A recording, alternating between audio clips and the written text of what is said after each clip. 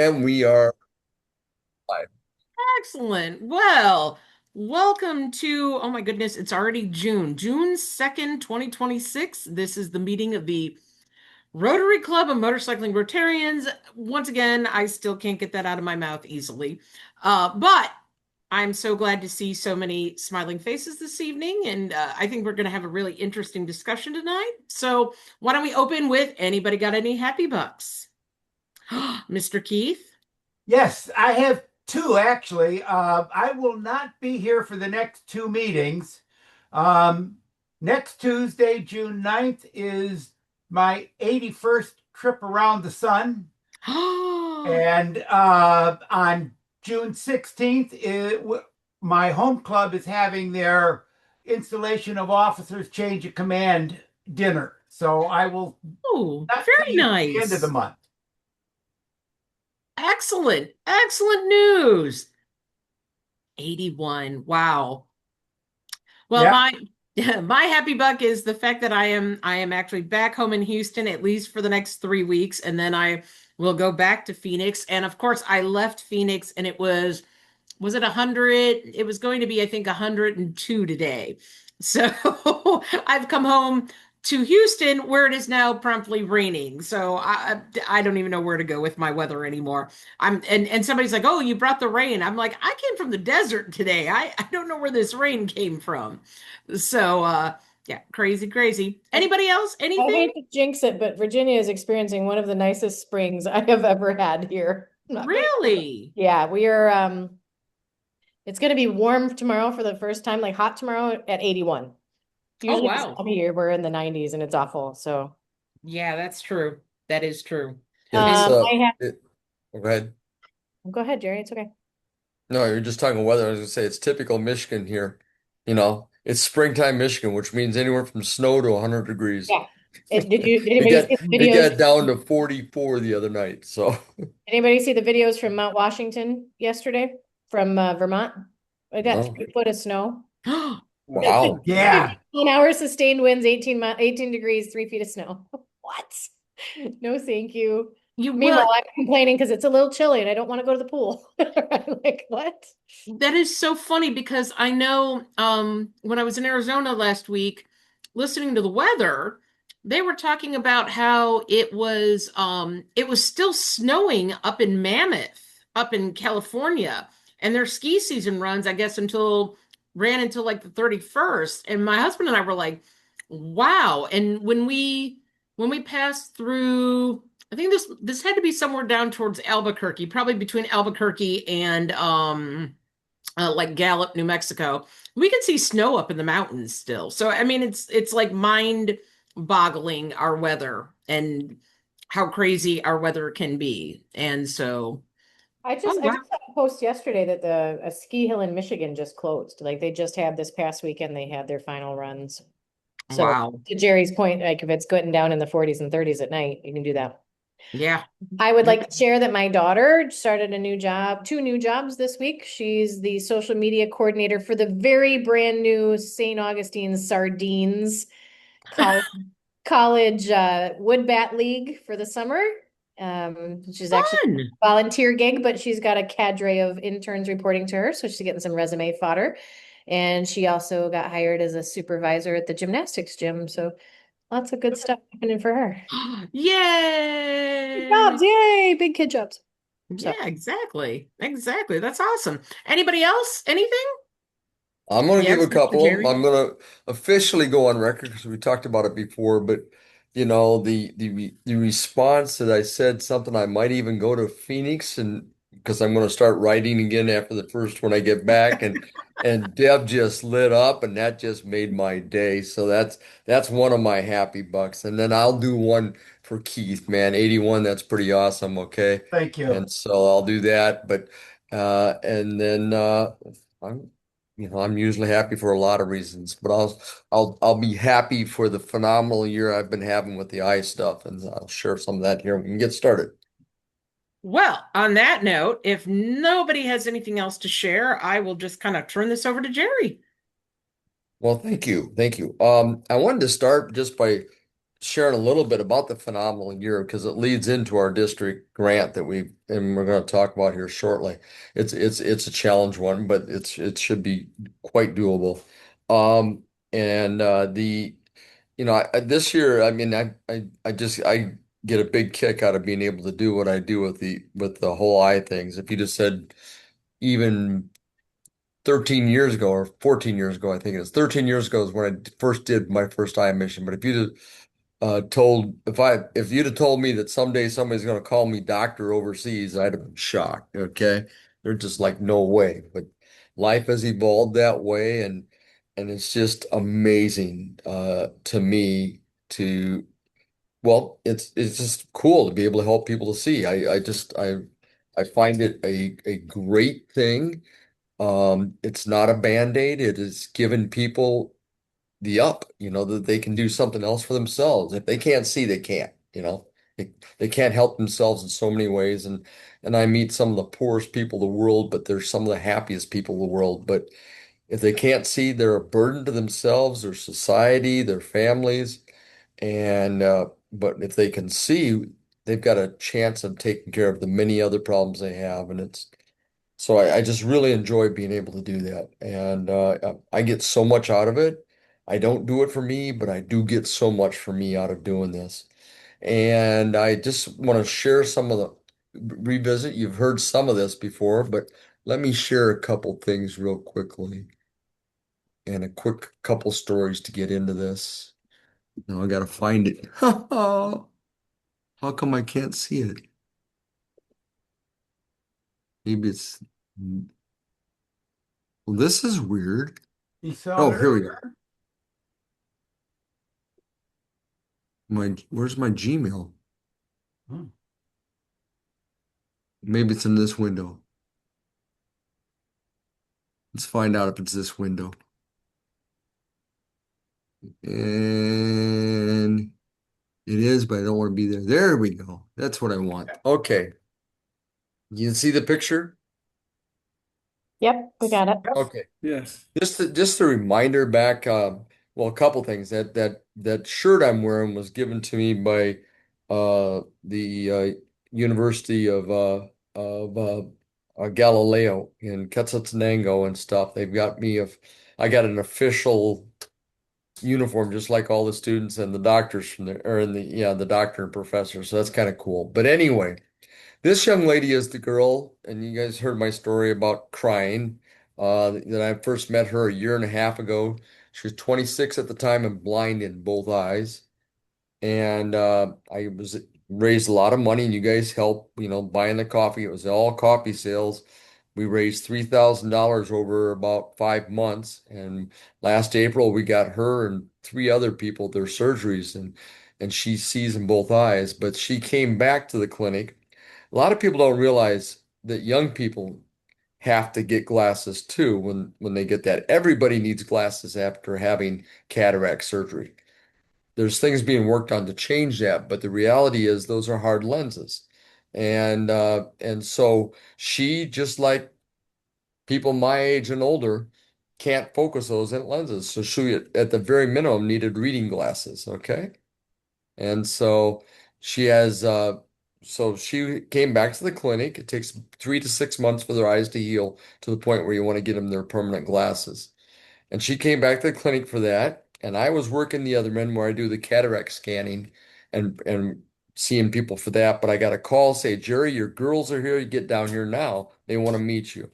So I come down and she's being introduced to me and she's looking at me like, who's this guy? But it was kind of cool watching her look at me. And then I said something, and the look on her face, she just got overwhelmingly emotional and dove in for the hug. And I live for hugs. That's my best deal in the world. And then there's a whole story of things after that, down to having to have the pictures and all that such. And I've got a couple of three really special ones here. I won't share them today, but this is a very special moment. Um, Particularly when I talked to her sister, we got talking the stories. And one of the tests I do is for people to see if they can sense light. If they can't sense light, particularly these young people, the mind's already shut off that eye and they can no longer see no matter what you do to them surgery wise. Her sister stopped seeing light 2 weeks before the surgery last April. And the doctor said, you know what? I'm going to try anyway. And with the family's permission, and they went and tried, and it was successful. We were we were within maybe even with hours of her never seeing again in her life.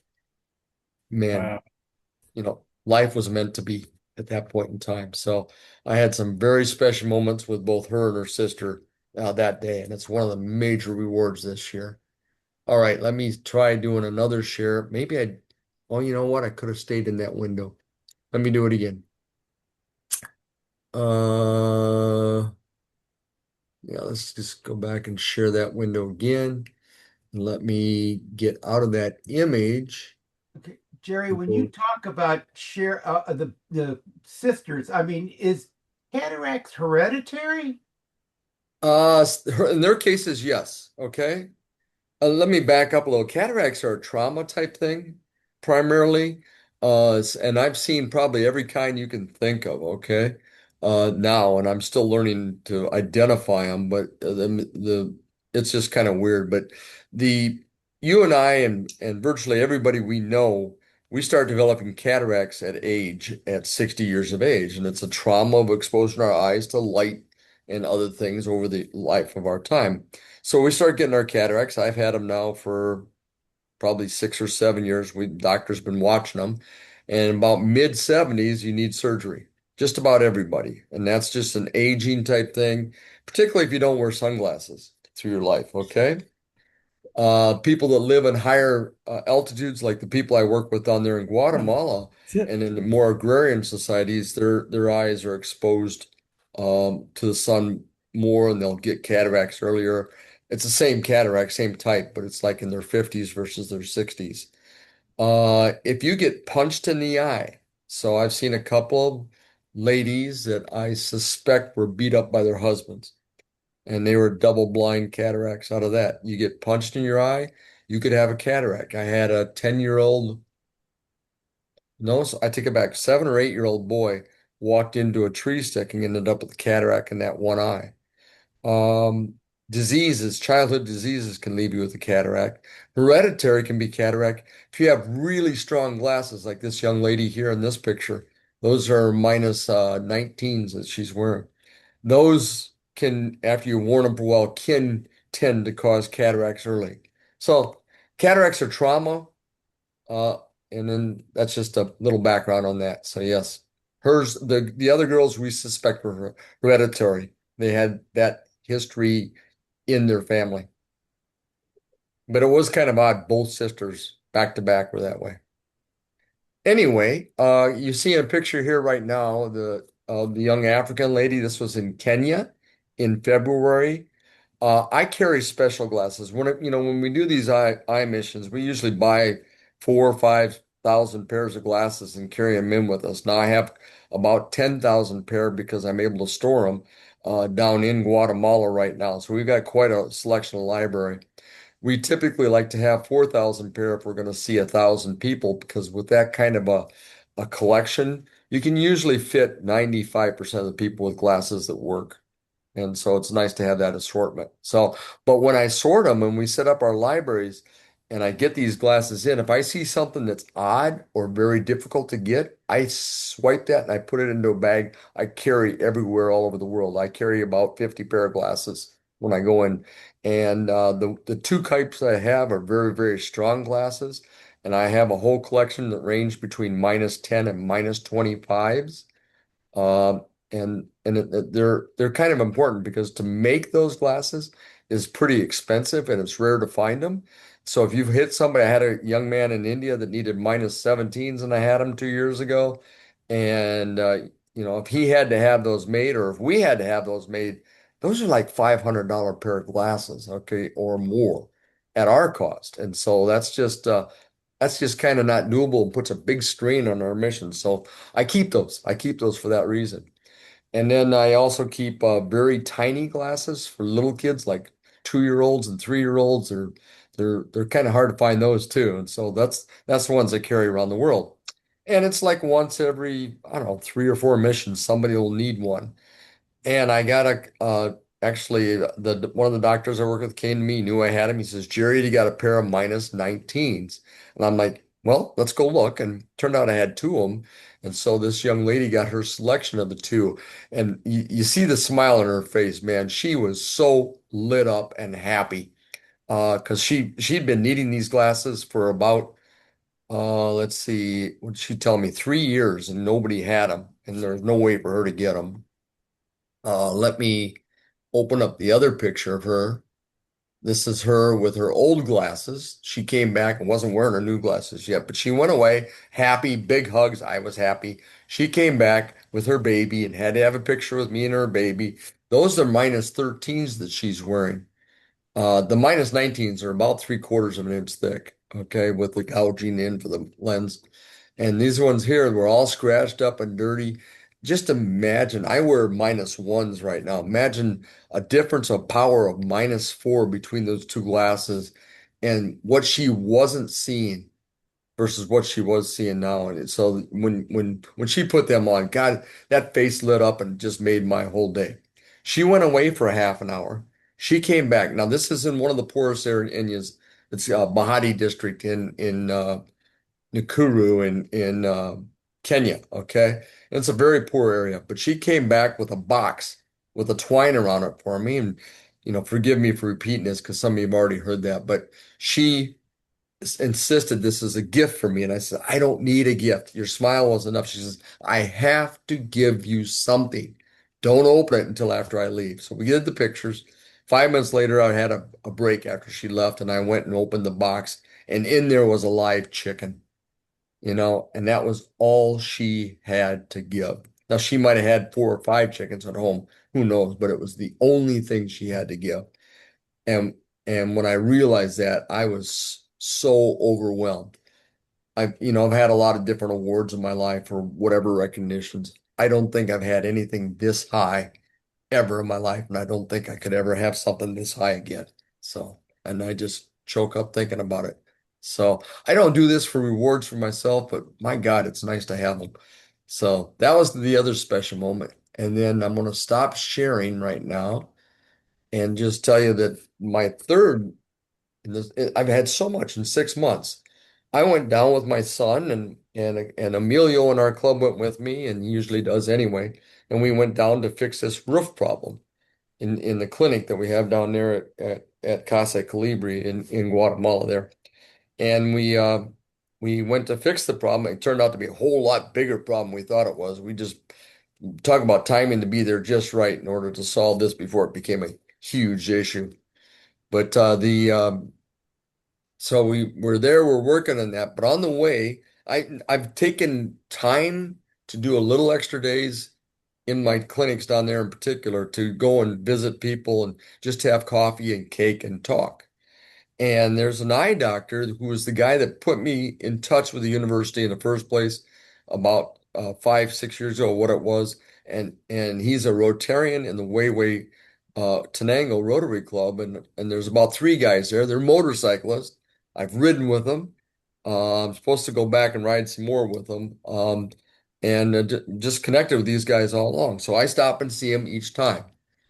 And about 2 years ago, he talked to me about doing, he's the guy that helped us get those young people that are their surgeries through a friend of his. And he's been trying to figure out how to help us do more because I see typically there about anywhere from 80 to 100 people that need surgery. Okay. And if I'm lucky, I get 20 a year. And that's if I'm lucky surgeries. So after the clinics, I sit down and go through and play God. And I hate that. You know, who gets to go get their surgeries and the rest of you risk never seeing again in your life. Or your turn might be next year or the year after, who knows? And so it's been a very difficult thing for me to deal with that. Well, we went and had the coffee and cake. We were actually having dinner with one of the other guys, the guy I get all the coffee from. We were having a great party with him, and he's one of the other motorcyclists down there too that I ride with and such. But in the middle of the party, doctor, eye doctor, Juan Rodolfo is his name, came into the party all excited. He had spent these guys, you guys would be proud of him. This club does so much all through the year of different projects, but he was out and volunteered in a organization called Help International, who was there in Huehuetenango doing eye surgeries. And they were doing everything from doing removing eyes that had tumors in them to doing the cataract surgeries. They ended up doing just under 500 cataract surgeries in 4 days. So they had five doctors working full time doing this stuff. And so he was all excited because he'd been talking to them about my mission up north and the annual thing we do and the people in need and the docs he said took interest in stuff. So they were talking and he thought he had things lined up that we could start getting our surgeries with these guys. Maybe all of them. But he needed something too to make sure that happened. And he and I had talked about this 2 years ago. And originally, I was out looking and never was able to make it work for a surgical microscope and some other equipment. And he was going to buy what's called an AB scanner. And then it turned out that he was able to come up with the other stuff and never was able to come up with the AB scanner. And the AB scanner is a critical piece that I'm going to show you here a picture in a little bit that actually allows to qualify the candidates for those surgeries. And so anyway, so he was all excited about it. He told me this is happening, and if I could just come up with this surgery, whatever, this equipment. And so he gave me the details. I went up to the clinic and then got to working on it. Says, I really need to help these people. The other thing in the background is when I send people for surgeries, it's a good 8 to 12 hour travel, and they're there for 3 days, and they have to go with somebody else to be a caregiver for them. Okay. And it's bothered me. Now, the first time I pulled off 75% of the patients I sent got their surgeries. The doctors that did the surgeries were thrilled that I hit 75% of pre-qualifying people. I was not at all thrilled because I had 25% of people that came down there. Some of these people risk losing jobs to take time to do that, both them and their caretaker. And now they're sitting there, and the first day they get analyzed, and then they get told whether or not they're going to have surgery, but they're there for 3 days regardless. And so it bothers me that the commitment on their end, and they don't get the surgery. And that's tough. And so the doc says, you get this, Gerry, and I've been after him to come up to my clinic anyway. He says, I will commit to coming on your eye missions and I will do the exams and we will pre-qualify people for those surgeries. So I'm like, that's cool.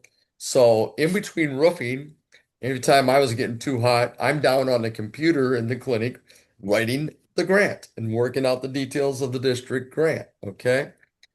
And then, talk about things meant to be. So we get all done. He calls us at the end of the next day. He says, I'm almost certain I've got everything in line for this. And then he talked to me some more because I sent him, I translated everything into Spanish by that time. And so we have this in both Spanish and English, this actual grant.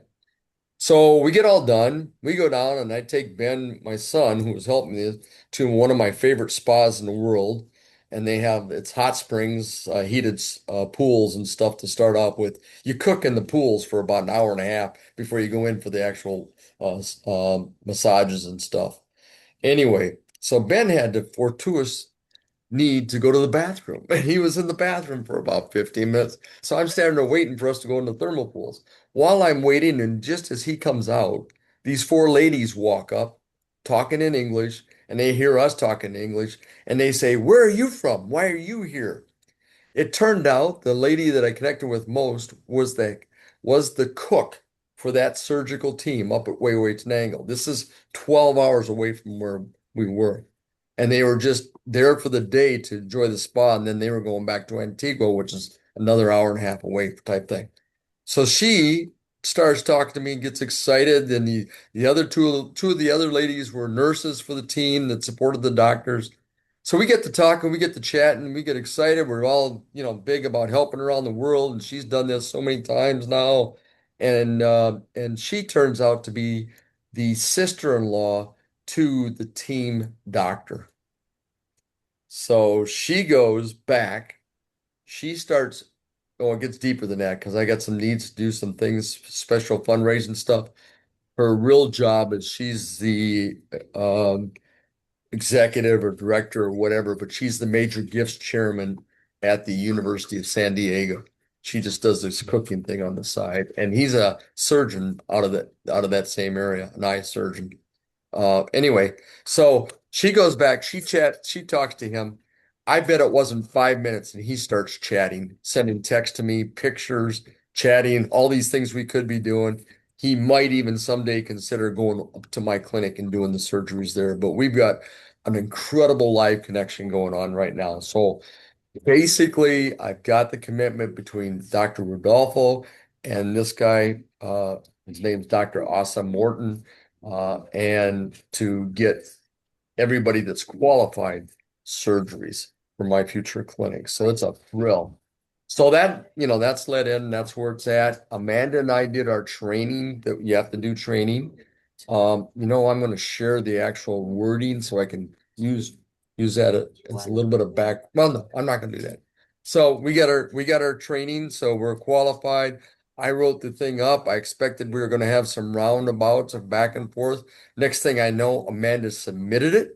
And it's already in the system. In fact, I got a call about it today. They're already starting the analysis of these things. Um, what it is, I'm going to share a picture of the item. I got it open right now. Which one is it? I'm sorry, guys. It must be. Well, I thought I had it open. Oh, it should be right here. Okay, it's back at different part of the same image here. All right, let's go over to here. We're going to Aldi's. Nope, here. Okay.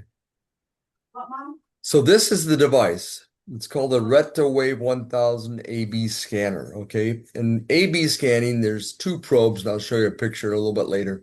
Between these two probes, this first one is an electronic device that measures through dense cataracts.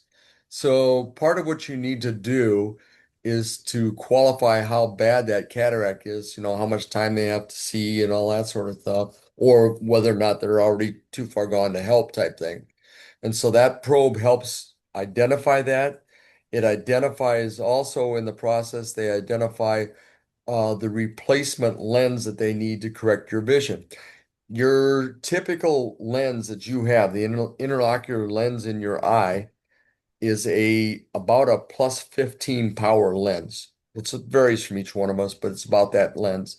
And so say you need a plus 4 pair of glasses, they can take that plus 15 out and put in a plus 19, and that would give you don't have to have glasses. That's why a lot of people, after they've had their cataract surgery, no longer need glasses because they've perfected that vision in their lens in there. Or they need just light glasses for some astigmatism, or you still need your readers, all that sort of thing. So that's part of what goes on. That's very important because when you pre-qualify our people, now we're set to do that in November for my next clinic.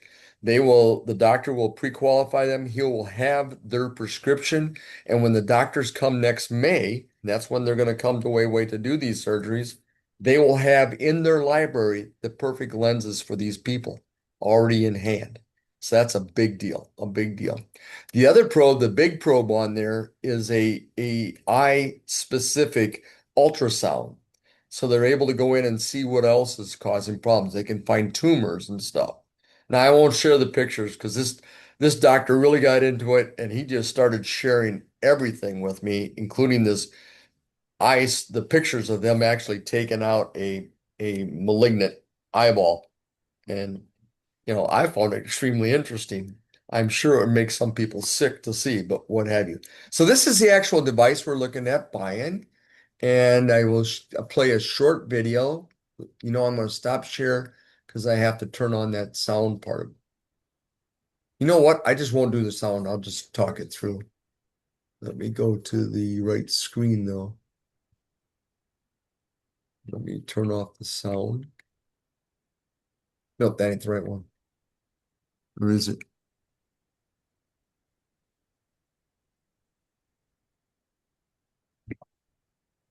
I better turn up the sound. Can you? I was gonna say. See, again, is the sound coming through? All right, let me stop sharing. Let me turn on that sound piece.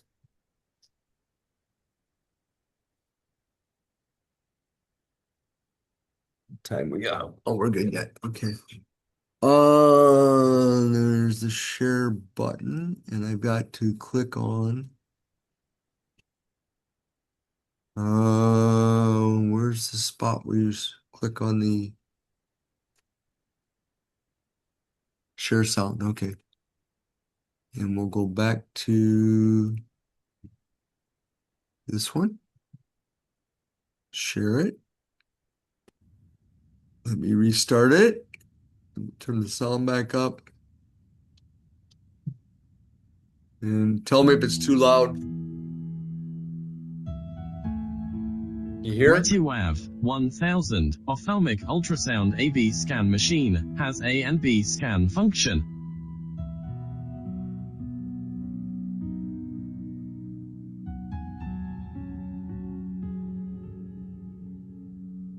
Knob for gain adjustment.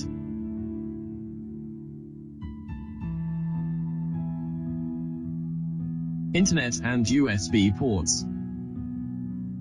And foldable support bracket. It is lightweight and portable. Input patient information in the software and start examination. This is a scan function.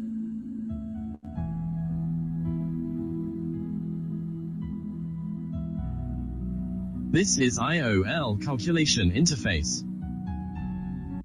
IOL is interocular lens, and that is the some of the calculations that come through doing the scan tells them and how they can record that lens onto the documents so the surgeons know what's needed and what they bring with them.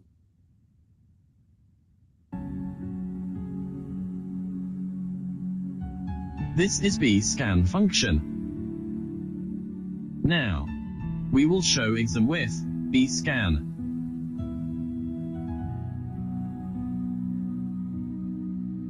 After the examination, we can generate a report and save it in the computer. It's those reports that will be shared to the surgeons to help us determine who comes.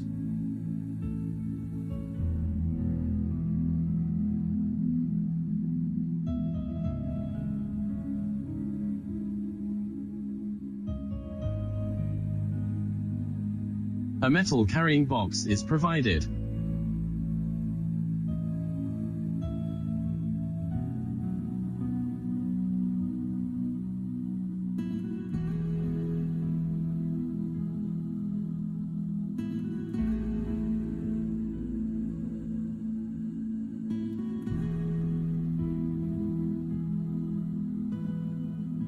Believe it or not, this is pretty damn important because of the rough terrain we go through up there. I got another one for a couple of other devices that we have up there. The box is just like that. Okay, let's stop sharing. So you give me the background on this. What this is, it's about $7,900 total to buy this, pay off the tariffs because it's coming in from China, and get it into California. It's coming. Juan Rodolfo has family there, and he's going to cover getting it back down to Guatemala. Okay, he's really anxious about this because he really needs it as soon as he can so he can learn about it and have it all operational and ready to go for November. And he is very committed to that. Um, so the background on this, like it's $7,900. So I have applied for I put together a grant for $7,900, which you to the district. Now the district will give us up to a third of $7,500. It's up to a third. I'll explain that in a second. So I've asked for $2,500 for the of this from the district. out of the Rotary Foundation money that we get back from Rotary Foundation. That process is going through the analysis right now of who they're selecting and how much money they have and how many people applied. I know the numbers are very much down this year in our district, so I think we'll be lucky to get $1,500, but we'll know hopefully soon. As soon as that decision's made, or as soon as July 1st happens, whichever's second, okay? You can't do the project until after July 1st or you don't get the money because it's July 1st money at the earliest. The money probably won't come until next September, the actual money. But once the decision's made, I will go ahead and front the money for the device so that it gets here as soon as possible. I'm assuming they'll have their decisions made before as to what ones are that, and then we actually get the money is somewhere down the line. But the project can be done anytime after the first, but I want the approval first and then the first to occur. So then I'll front the money on it. Some of the good news on the money, we'll know what the money is at that point. We don't know offhand. Right now I have about $1,000 sitting already sold coffee that I haven't used for anything, the money yet. So there's 1,000 that we can use for that. I think we have a little bit of funds left in our account. I don't know what it is that we have for charitable purposes yet. And then I brought back another 100 pounds of coffee this time. So I'm going to be out begging the club to buy and help me sell coffee. It's because there's $2,000 we can raise right there. How we're going to find the rest of it, I don't know. I'm going to reach out to everybody. We have a couple people in the club that do support pretty heavy when I have my wild ideas, okay? And then I think we will need to reach out through our associate members to go ask their clubs and district to see if we can fill in the rest of this. I'm excited about this device. I think it's a huge difference maker. It'll take us from getting 20 people to see to a number somewhere between 7,500 people a year to see. Um, I have solutions other places in the world, but not this remote part of Guatemala. So I'm just excited. I've committed. The lady I met, I talked to her. She's been thinking about it, and she's decided to go ahead and join the Rotary Club of San Diego. When that gets locked into place, and if I have it open on my calendar, I will fly out and be part of her induction. And I have twofold. I want to go have coffee and cake with the surgeon too to spend time with that. But I've already committed to him that I will come and back to Guatemala next May and be part of his surgical team too. And so he needs optometry people. He knows I'm not an optometrist, but he also knows that people think of me that way, and then I can do the ret scoping, and he needs people to do that stuff. So he's very happy to have me in that, and I'm very happy to go and be a part of this. I've been done one other um, uh, cat surgery mission before and stuff like that. So anyway, Gerry, I that's would my like, program. yay, I'm super excited about this. I would like to work with you to get your videos, to get your imagery, to maybe interview you and have one of Maggie or one of Maggie's friends pull together kind of a promo video that we can Oh, post, fantastic. that we can Wow. post along with with some kind, I'm not sure if we want to do a Giving Tree link or some kind of link where people can donate, and and provide them access to buy coffee if they want to do that or make a donation. I think we can. I'm optimistically thinking we could raise the entire amount if need be, which would allow us to And kind of fill our project coffers for next year and maybe do something bigger. With something like this, obviously, I want to say congrats, Gerry, and you've done a lot of work, and I really appreciate that. Our whole club appreciates everything that you're doing. With something like this, it lends itself to being an international project. Like, this is something we should be shooting for in the next year or two, where we're shooting for an international grant to do something. And I would love to do something huge. This, to be able to go from a 75% win rate to a 100% win rate, you're talking to my growth manager heart, right? Like, so every yeah, but we back up. It's 75% of 20, and now right, we're talking 100% of 80. right, That's a big, right. big, big This is jump. a Yeah. huge return on investment if we can.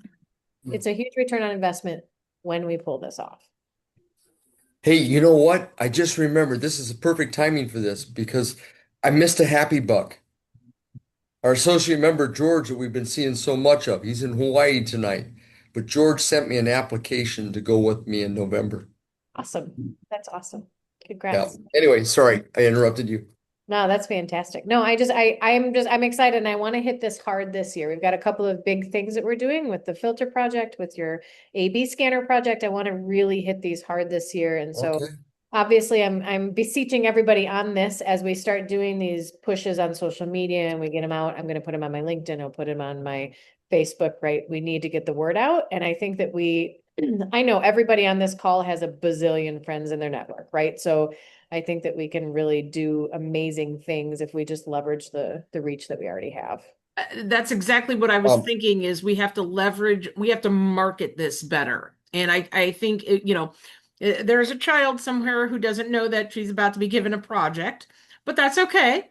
And, but once again, if she using her marketing brain to do this and we can get it out there and get the message out there and have it be, recognizable and, shareable, I think we can go far. Yeah, we just So need to make it exciting. consumable, right? We just need to make it super consumable. I'm on LinkedIn, I'm on Facebook.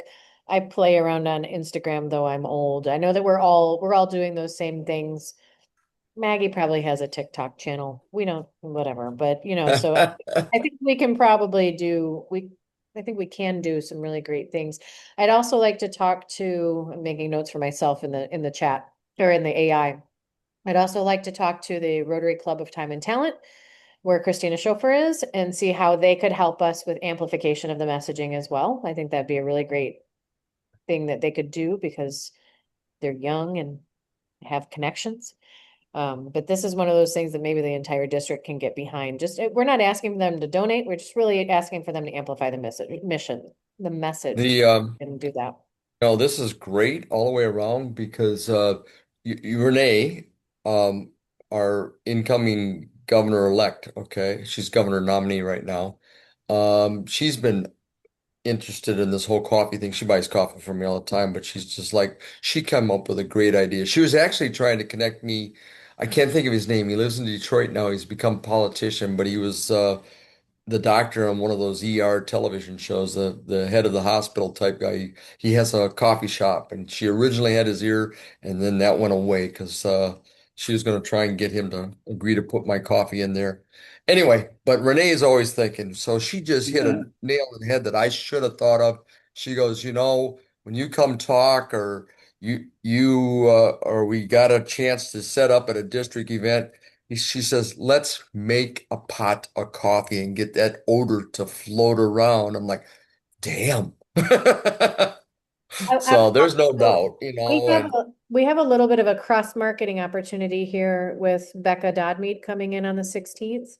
She's coming in with experience as a nurse. We have the opportunity to bring people in from the medical community to see her presentation. So I'll just put that out there that anybody you know in the medical community that wants to come in and watch Becca's presentation, that's fantastic. And we can carve out like 5 minutes to talk at the end to kind of tie in what she's doing to our mission and see what we can do about drumming up some support through that. I'm not remembering I know I set up all the calendar, but when is she talking? She's on June 16th. June 16th. Okay. And I will probably I'm gonna be we'll see if I can time it. That was another happy buck I had. I'm going to the international convention and it's just gonna be vacation. I don't have anything assigned to do. Wait, so when's the international convention timing? I leave next Thursday. Okay. Okay. I got like a 10:30 in the morning flight or something like that. And I get back, I think it's the 23rd is Oh, when I okay. get going a post-convention tour of Taiwan before it becomes communist. So I'm doing this big train tour deal around the country. Are you, So oh, you're taking the train? Is it the super fancy train? I don't know if it's a train or if it's a bus. I don't know. I just signed up. It's Oh, I had to join the Rotary International Fellowship of Traveling Fellowship. oh yeah, And that one. so That's I'm in cool. that one right now, and it should be a lot of fun. So I know I a just couple. I want to welcome everybody. If you've got ideas for how we can cross market, how we can get more word out, if you would benefit from having a flyer that you can print out and hand to people, just let me know. Let us know what we can do to kind of get the word out. I'm going to work really hard over the next few weeks to get everybody's cards out to them. So you at least have the cards with the QR code on the back. They're sitting in my office doing no good. So I'll work to get those out to everybody. But for things like this, for the coffee, like the coffee fundraiser, for just an explanation of what we're doing in Huehuetenango, like I think this kind of lends itself to a social media campaign, if you will, that kind of amplifies, like I said, amplifies our messaging and helps us extend our reach beyond the people who typically call into these meetings so that we can get more funding Can I externally. ask a couple of quick questions? Is it Absolutely. just bagged coffee or do you have K-pods? No, just it's bags of coffee. We're talking the ultimate Guatemalan coffee with the aromas of chocolate and Yeah. flavor, the Yeah. rich stuff. And the Smoky bad thing cedar. about it, Ward, I'm addicted to the crap. I can't drink coffee in other parts of this world because it sucks anyplace else. Yep. It's a good It's stuff. really nice. It is a Full really good bean. coffee. Yeah. The guy buys it from the small growers. It's mostly Mayans that he buys. He gives them a real price for it. And I buy it, I buy it for I think it's $6 a pound bag. Mhm. I that's my donation to it, and we sell it at 20. And that's a pretty good reasonable price. I check the price for this stuff in other places, and it 20 is kind of on the low end for it. So it works out right now. So I bought some coffee from South America. I don't even remember what country it was, but I was in Panama. We took a trip out of Panama. I was on a mission trip, and we went to a coffee plantation. And the coffee that they gave us to try, you gave us a cup. It was so perfect, and like, yeah. why don't y'all sell this in America? And he's like, well, we do, but we don't sell this coffee in America. Y'all don't taste this good. Y'all's is bitter. Y'all like it bitter for some reason. I'm like, oh no, I don't like it bitter. I like this coffee. So anyway, Yeah, I this can is a visit something very, like very this. smooth coffee, I'll tell you. And when I Mhm. buy coffee in Guatemala, like at breakfast or something like that, it doesn't taste as good. It doesn't taste as good. It turns out they sell their best coffee overseas. Okay. So Another, you gotta watch where you're getting your coffee down there. my last quick question is for you, Gerry and Amanda. Could I get a 20-minute, like just like what you just told us, where you're talking, a 20-minute video to tell about what you're doing and to show to my club, you know, along with the QR code to make a donation, whatever, or Yeah, order let coffee. me work with Maggie or one of her friends slash Maggie and see what we can pull together. So Gerry, I'll put, what day do you leave for Taiwan? I leave next Thursday. I'm in Iowa now until, let's see, I get home next Monday from Iowa, but I can talk over the phone on the car. I mean, Debbie can drive or whatever at that point. Well, let But me check the nags and see what we can do. I yeah, don't know if it's going to be her, if it's going to be she's got a cadre of interns working for her right now, right? Maybe a cool intern project. But we will do, Whatever, and that's exactly what I want to do is kind of a promo video. whatever yeah. you do, And have a actually, chicken story. she could get the, precursor by watching this video of tonight's meeting. Yeah, and that's what Mhm. I was gonna say, Gerry. So we'll probably do like a 2 or 3 minute short one that we can post on social media that people will watch. And then Ward, for your purposes, we'll do a longer one that's more of a Like presentation. for a program, like for Yep, like a a program for a weekly Rotary program. Club. And that's something that we can share with all of our members to hit the associate districts as well. And then maybe we could share it out with our districts, with our God, I district. love my club.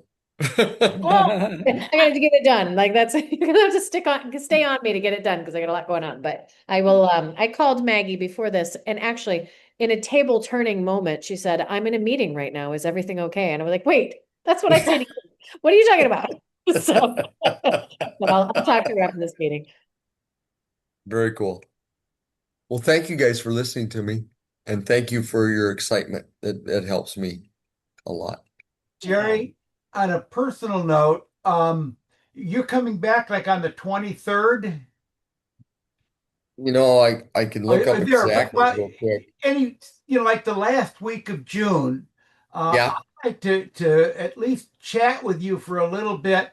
I've got my first cataract surgery on the 9th of July, Okay. and just, what to expect. And then follow up that, I'll have the left eye done sometime after that. But I am completely in the dark about what's going to happen. And I'd really like to just chat about what's going to Okay. transpire. I'll talk to you in principle about it because and just show you what I've exposed to. I can tell you the types of surgery. I don't know what this next one's going to be like, but the surgery that I've been through helping before is not something they do here in the United States anymore to speak of. They Oh, they use lasers and it's just such a clean, easy procedure all the way around. But we'll talk through it for you, okay? okay. And yeah, Thank you. yeah, I've got videos of them actually. I sat there and held people's hands and translated and calmed them, and some of the people that I know getting their surgeries, and I was no look, I'm what, maybe 18 inches from my screen right here right now. That's how close I was to their surgeries during that time. But I can tell you what's going on, what they do, and I can tell you the experience you're going to have is going to be a whole lot less complicated than the ones I was exposed to. Okay. Okay? So Thank you should be very, very calm about the whole thing. I know the doctors here, they want you to go, they talk you into one at a time, but yeah, it's rare that they'd have a problem that you couldn't do them both at once, but Well, whatever. and that's what I was, because he's going to do the right eye, and then the next day he said, they'll take the patch off, and that's it. Yep. And then they'll schedule the left eye Yeah, they'll shortly put what's afterwards. called a plano lens in your eyeglasses on that eye. Right. He said it's a plastic lens. But it's just a matter of balancing is all your face. That's all it's doing. Yeah. So, and actually, a lot of what you're going to experience is probably very close to the surgery I had 20 some years ago with LASIK, and so I did the LASIK 25 years ago, something like that. So cool. We'll talk about it gladly. Yep, Thank no you. problem. It's somewhere on the 23rd I get back. I think it's like a Okay. Tuesday. So I won't look it up now, but I'll get it to you. I appreciate it. Thanks. Deb, Okay. Deb and I are plotting and scheming in the chat that we're going to do a world tour. She's going to fly out here and we're going to drive to go see everybody. Very cool. Hey, was there anything I needed to look at in the chat? I did not pay attention to any of No, it. we're not. Okay. Nothing useful is happening. I did drop that it looks like we have about $400 in the account for the Oh, project. very cool. All right. All So right, great. Thank you so much. you're welcome so much. Thank you. Sounds Yeah, great. It's a lot and of Ward, exciting. if you need when you get set up, I'm glad to be a fly on the wall in your presentation too, if you're able to do a Zoom type thing. Yes, I did Or think about that. That would be great. you're not that far away for a trip. Sure. Come on down. I should know this, Ward, but are you in Tennessee? Is that where you are? No, I'm in Nashville, Georgia. Nashville, Georgia. That's why I get it messed up. Okay. So you're in Nashville, Georgia. Okay. I was thinking the same thing, but I know. Georgia's doable. I got Georgia. lots of friends I there, drive so through Georgia to go see my girl child like all the stinking time. So Do you go through Tifton, Valdosta I drive area? straight down 95. I Okay, straight down. that's through. I'm through this much of Georgia, right? Just Savannah, basically, the little tip, Right. Yep. We're just off of Interstate 75, the middle Oh, of the yeah. state. other side of the state. Yeah, I've been I'm in gonna that area. stop the recording, guys, okay? Yeah, I've been in that area a little bit. I was active duty Army Award for a while, so I've been